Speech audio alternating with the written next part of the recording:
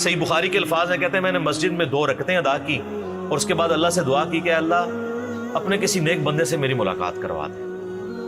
تو کہتے ہیں جیسے ہی میں دعا سے فارغ ہوا تو میں نے دیکھا کہ ایک شخصیت مسجد میں داخل ہوئی ہے، بڑی وجاہت والی نا۔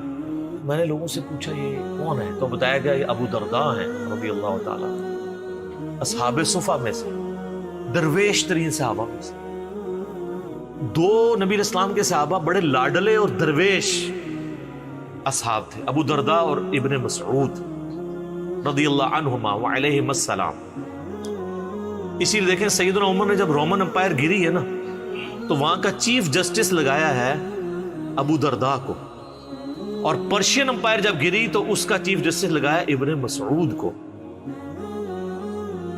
اب محنتیں تو ہوئی ہوئی تھی یرموک میں اور قادسیہ میں، اس محنت کے بعد رعایا تک اسلام کی سچی دعوت پہنچے، اس کے لیے ایسے بندے کی ضرورت تھی جو واقعی نبی علیہ السلام کا تربیت یافتہ ہو، صرف جنگجو نہ ہو۔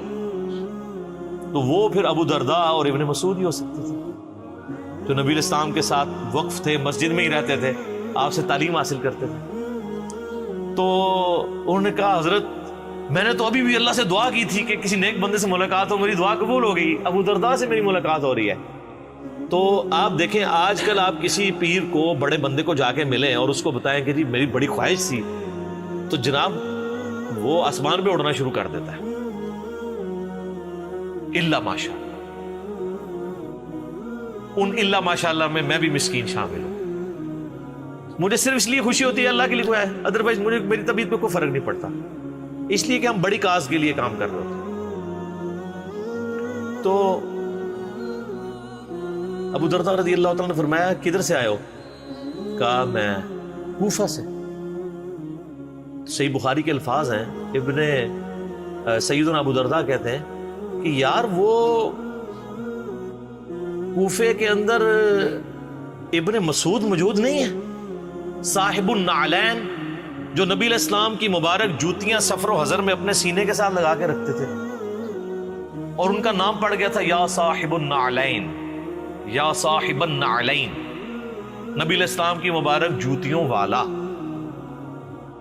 تو انہوں نے کہا ہاں ہے۔ پھر انہوں نے کہا یار وہاں پر نبی علیہ السلام کے رازدار حذیفہ ابن یمان موجود نہیں ہے؟ کہاں ہے؟ پھر انہوں نے کہا وہاں پر نبی صلی اللہ علیہ وآلہ وسلم نے اپنی مبارک زبان سے جس کے لیے گارنٹی دی تھی کہ اس کی رائے شیطان سے محفوظ ہوگی، ابن سمیہ عمار ابن یاسر نہیں ہے؟ ان کا ہاں ہے۔ تو انہوں نے کہا تم اتنی دور سے اتنے 3 بڑے بندوں کو چھوڑ کے شام میں کیا لینے آئے ہو؟ ہائے ہائے۔ تو یہ امام بخاری نے ان 3 اصحاب کی فضیلت پہ جو چیپٹر باندھا ہے نا، تو یہ حدیث لی ہے۔ ابو درداء جن کی تعریف کر رہے ہیں کہ نبی علیہ السلام کے سفر و حضر میں جوتیاں اٹھانے والے صاحب النعلین ابن مسعود، اور بخاری میں یہ بھی حدیث موجود ہے کہ نبی علیہ السلام کی سنت پہ سب سے زیادہ عمل کرنے والے جو صحابی تھے نا وہ ابن مسعود تھے رضی اللہ تعالیٰ عنہ۔ صحابہ میں یہ چیز ایگریڈ تھی، اور بخاری مسلم میں حدیث ہے 4 بندوں سے قرآن سیکھو، ان میں سے ایک ابن مسعود ہے۔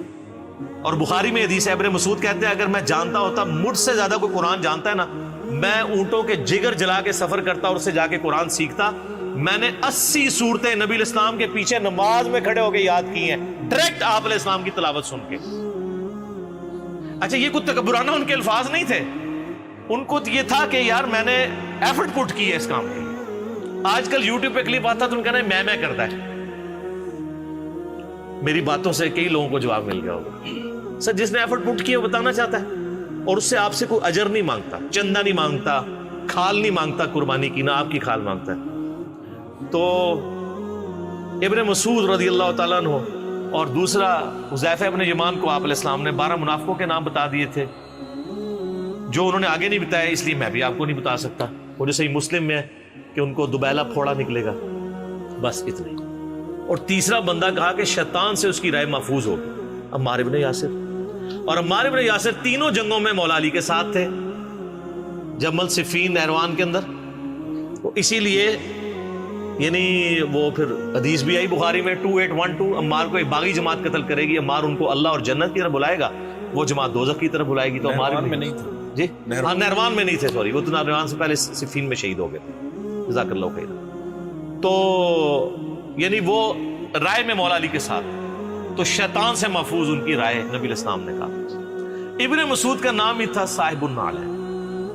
تو ہمارے پاس اوریجنل نالین مبارک تو نہیں ہے، چلے ایک نقش ہے یہاں لگا لیا ہم نے، قریب قریب سنت پہ عمل کر لیا.